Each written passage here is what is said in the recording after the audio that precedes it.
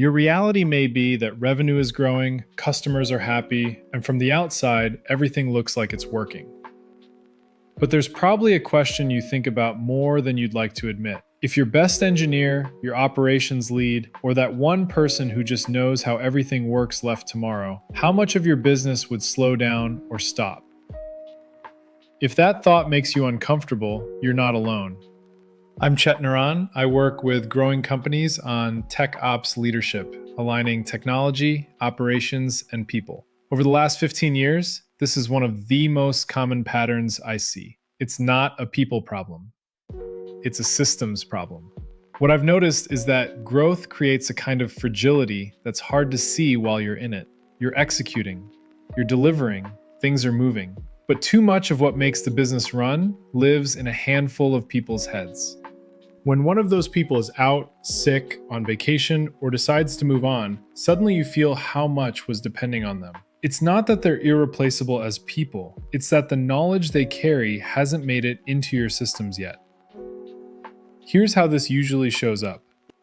The first sign is that when someone needs to know how something works, the answer is almost always the same. Just ask Sarah or John or whoever that person is. And Sarah is great. Sarah knows everything, but Sarah isn't documented anywhere. Sarah is the system. And if Sarah gets sick or leaves, nobody knows what Sarah knows. The second sign shows up in onboarding. When it takes a new hire 6 months to really be productive, it's easy to think that's just how long it takes. But what's actually happening is that your processes live in people's heads, not in systems. So every new person has to reverse engineer how things actually work.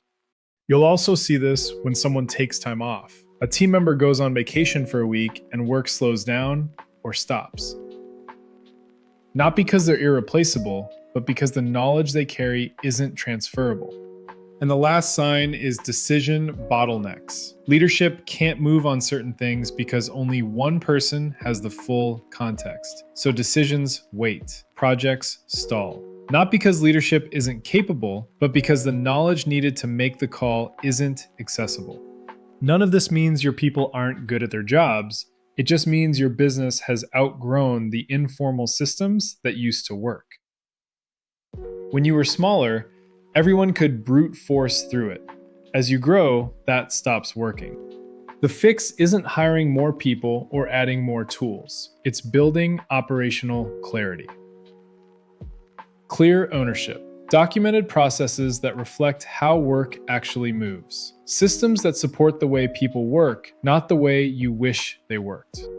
If any of this sounds familiar, you're not alone. Most growing companies hit this point. The question is whether you address it now, while you still have the space to do it thoughtfully, or wait until someone leaves and things break at once. I help organizations reduce this kind of operational fragility. If you want to talk through where the friction is in your business, book a focused clarity call. Link is in the description. I'm Chet Naran. Thanks for watching.